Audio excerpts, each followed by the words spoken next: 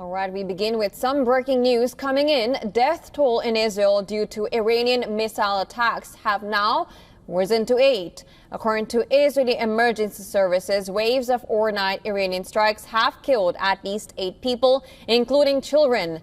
Over 200 people have been reportedly wounded in the Iranian strikes. In central Israel, at least 4 people, including a 10-year-old boy, was killed and around 100 others wounded in an Iranian rocket strike. In the Arab city of Tamra, east of Haifa, 4 women have been killed as well.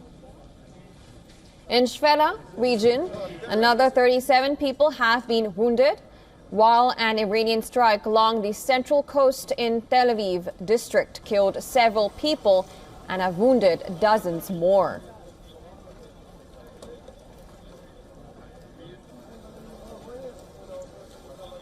Now, breaking news just coming in. Death toll in Israel due to Iranian missile attacks has now risen to 8.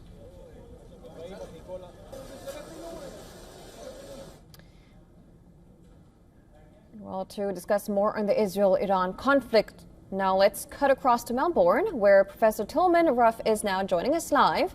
He is the co-president of International Physicians for the Prevention of Nuclear War and a Nobel Peace Laureate. Thank you so much for joining us on the broadcast. Thanks for having me.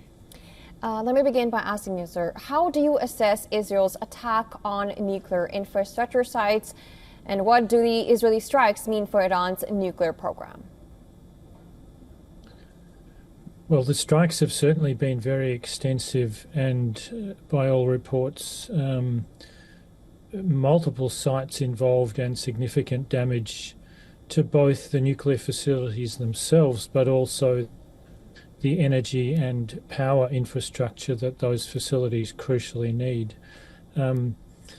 It's a very dangerous situation, of course, that risks the escalation that we're seeing with broader attacks on civilian targets, on energy infrastructure, that risks drawing in many players in the Middle East and potentially more nuclear-armed powers. Of course, it's supremely ironical that Israel has claimed the right for a preemptive attack here, as they described it, although there was no sign that an attack on Israel from Iran was imminent.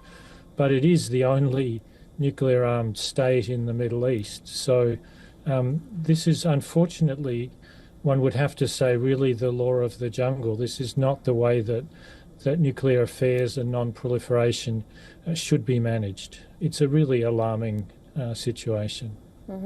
Now, the attacks by Israel killed key Iranian nuclear scientists, of course, military leaders, and representatives of overseeing the U.S. nuclear talks.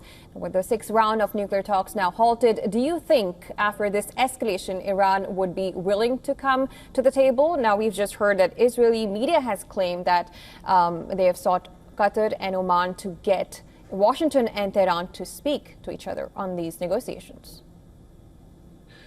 Well, it would almost appear that these attacks were designed to derail the discussions between the US and Iran that had been continuing with some hopeful signs.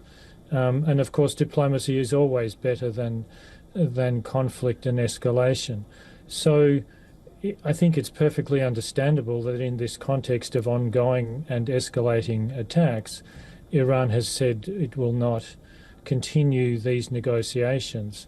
And it would be hard actually to design a strategy that may be more effective at accelerating Iranian determination to develop nuclear weapons than this kind of attack, which really not just the nuclear facilities and the programs themselves, as of course many civilian targets, but also the diplomacy that we need to resolve these nuclear disputes peacefully is also a casualty of this conflict. Right, and that being said, U.S. said that it will not let Iran have nuclear weapons. Now, the Israeli attack hit one of the key sites in the Iranian nuclear program, Natanz, which is a uranium enrichment plant. Do you think Israel was successful in fulfilling, in part, what U.S. wanted? And can this force Iran to come to the table?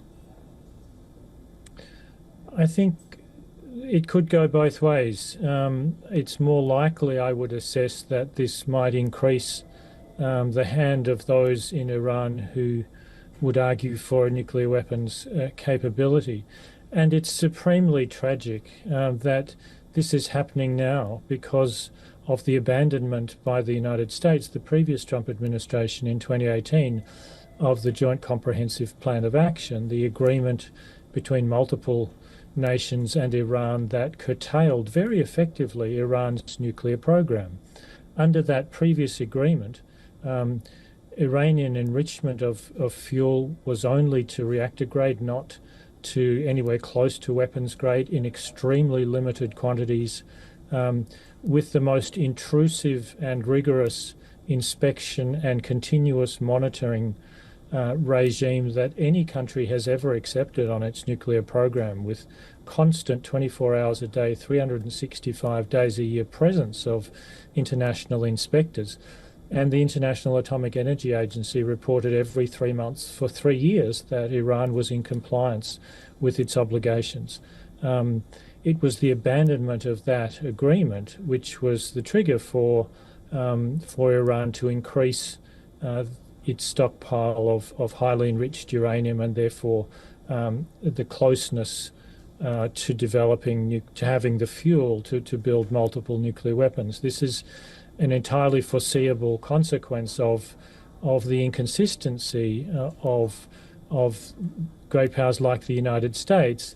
And of course, while any states have nuclear weapons, given that the means to acquire nuclear weapons are now widely available to any determined state, it's the possession of nuclear weapons by some states and their continued insistence on their right uniquely to wield these weapons without any serious program to disarmament that is at the root cause of this problem of latent proliferation that has now emerged more strongly in Iran. And that being said, do you think Iran would want to go back to its nuclear ambitions, and how dangerous could that be, according to you? Well, it's pretty clear from the recent International Atomic Energy Agency assessments that Iran did have an early nuclear weapons program at least until 2003, and it has yet to fully cooperate with the agency in really coming clean about what exactly was done where and what has happened to all of those materials. But that's 20 years in the past. All of the assessments currently from the IAEA as well as from intelligence communities around the world, notably in the United States, are that Iran does not have, at least until now, an active nuclear weapons program. And what the abandonment of the previous Iran deal did was shift the timeline so that if Iran did want to acquire nuclear weapons under the previous deal, that would have taken at least a year. It would have been obvious.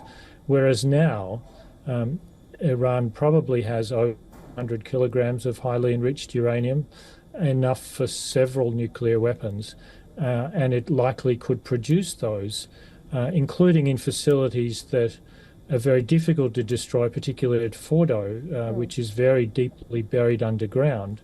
It could likely develop nuclear weapons, produce them within a matter of weeks or months now. So it's really unfortunate that these events may be driving Iran in exactly the wrong direction. Right, and I'll come to Fordo because you picked it up, but before that, the targets, let's talk about the targets that Israel has hit, like in Natanz, and that according to reports, it led to no contamination. But according to you, is that the case? What is your analysis of that being said? Can Israel risk such contamination and further attack more nuclear sites, which are underground, as you mentioned, Fordo? Well, yes, that's a concern, and the International Atomic Energy Agency Director Grossi, in his report to the Security Council on Friday, highlighted that any attacks on nuclear facilities risk releasing radiation indiscriminately into the environment and causing persistent contamination and harm much beyond the site and potentially beyond the country attacked. So far, the public evidence would suggest that radiological and chemical contamination, which must occur if you attack such a facility militarily, is confined to the site, and that enhanced levels of radiation haven't yet been observed beyond the site. But Iran has also announced that it has suspended cooperation with the International Atomic Energy Agency while it's under attack.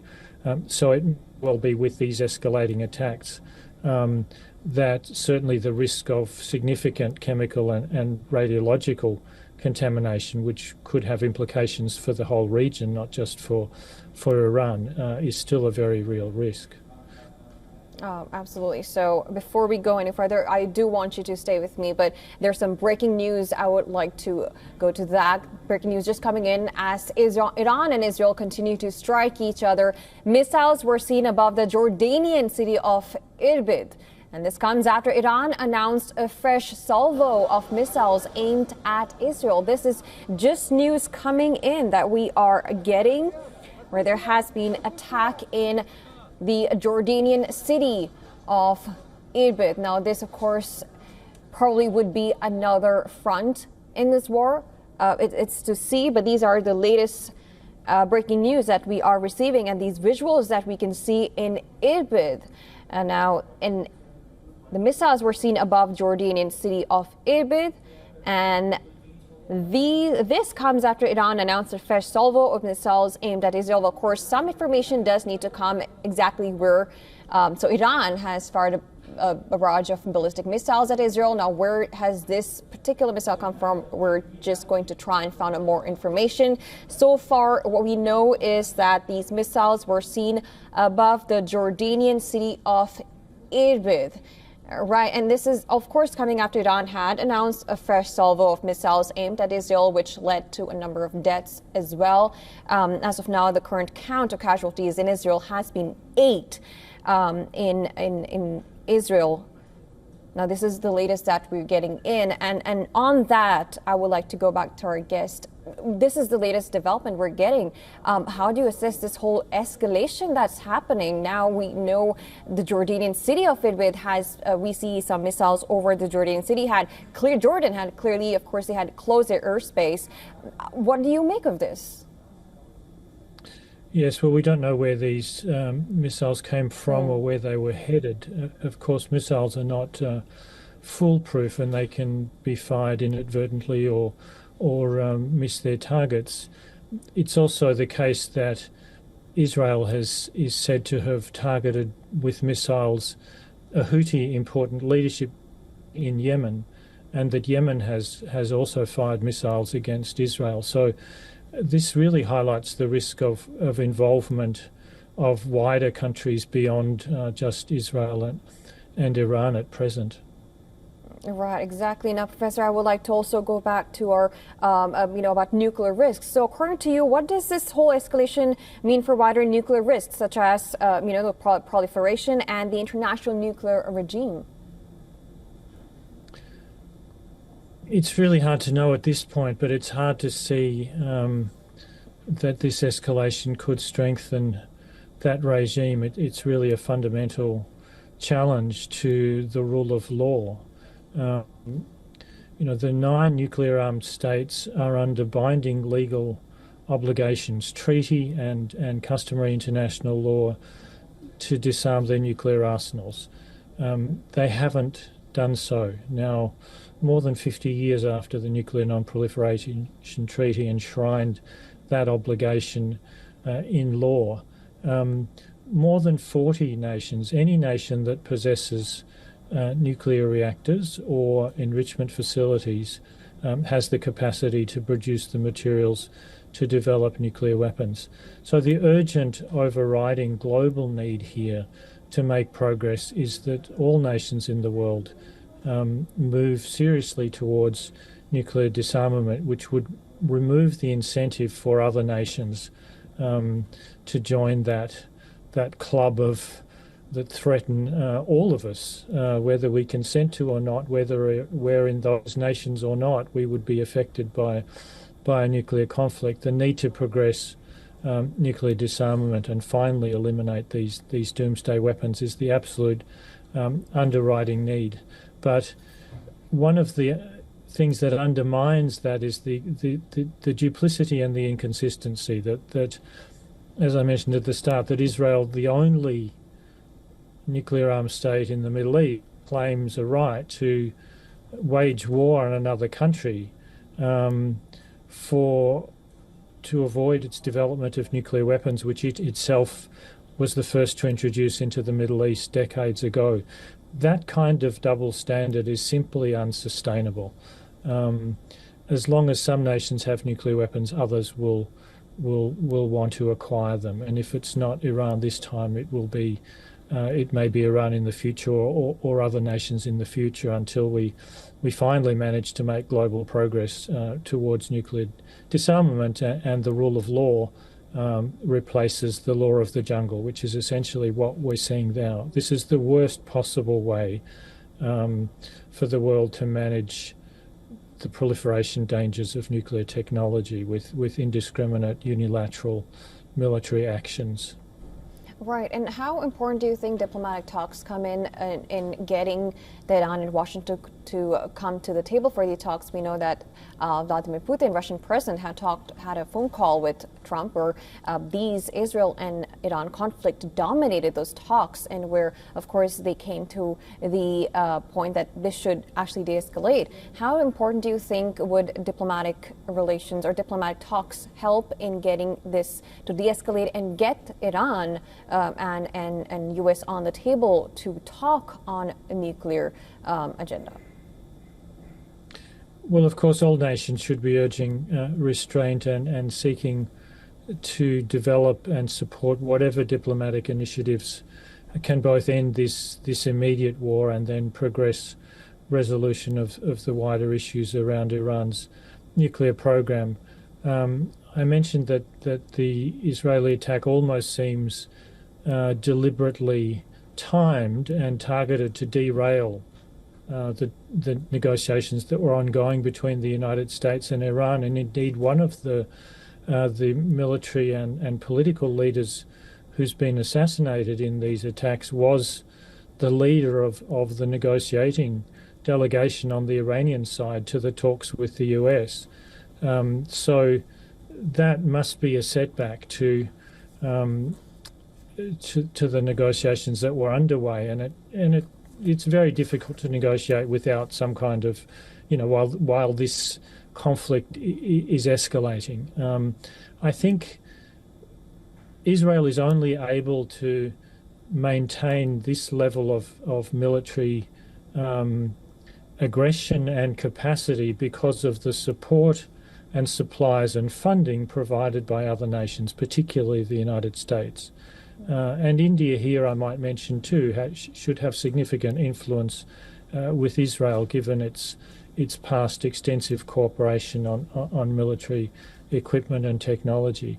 But all responsible countries around the world should be urging an end to these hostilities, to this escalating war, and to return to negotiations as soon as possible, whether it's the negotiations that were underway before or in a different form.